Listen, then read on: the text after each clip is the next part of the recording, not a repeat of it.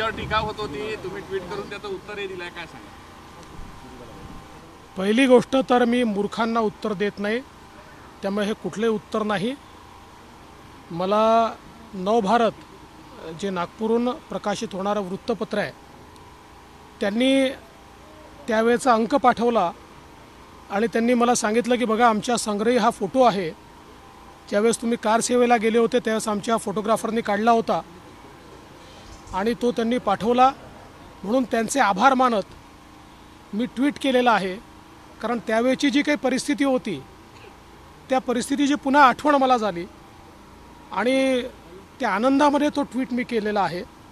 त्यामुळे मला असं वाटतं की हा जो काही ट्विट आहे हे कोणाला उत्तर वगैरे नाही आहे आणि उत्तर देण्याच्या भानगडीत याकरता पडायचं नसतं की तेच लोक आहेत ज्या लोकांनी रामाचं अस्तित्व देखील नाकारलेलं आहे, ज्या लोकांनी राम खरंच त्या ठिकाणी जन्माला आले होते का अशा प्रकारचा प्रश्न विचारला, जे रामालाच मानायला तयार नाहीत त्यांना मी कशाला उत्तरं देऊ. त्यामुळे मी पुन्हा एकदा सांगतो, मूर्खांना उत्तरं देत नाही. मी माझ्या आनंदाकरता हा फोटो ट्विट केला आहे. ते म्हणाले की त्यांनी नागपूरचा फोटो दिला, आमच्याजवळ घुमटवरचे फोटो आहे.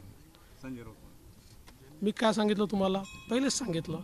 तुम्हाला समजलं नसेल तर पुन्हा एकदा सांगतो, मी मूर्खांना उत्तर देत नाही.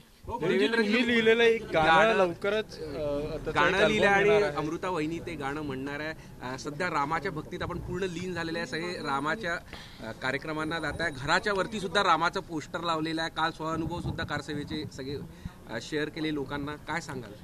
संपूर्ण देश राममय आहे. मी रामभक्त आहे, मी रामसेवक आहे, मी कारसेवक आहे. त्यामुळे मी देखील राममय आहे. आपण अयोध्येला केव्हा जाणार आहे असा प्रश्न आता प्रत्येकानंच पडलेला आहे. मी फेब्रुवारी महिन्यामध्ये निश्चितपणे कारसेवेला जाईल. आम्ही सगळेच कारसेवा नाही, कारसेवा झाली आहे, आता रामसेवेला जायचं आहे, रामदर्शनाला जायचं आहे. त्यामुळे फेब्रुवारीमध्ये आम्ही निश्चितपणे जाऊ. आम्ही म्हणजे सगळे शिंदे साहेब, आपण हां सगळे जाऊ, आम्ही सगळे जाऊ. मुंबईमध्ये कायदा सुव्यवस्थेचा प्रश्न निर्माण होऊ शकतो, त्याला प्रवेश मिळेल का? योग्य वेळी त्याच्यावर सांगेन. चला.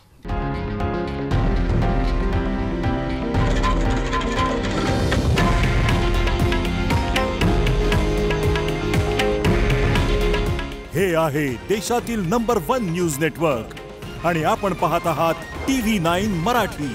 काळजी तुमची, हित महाराष्ट्राचं.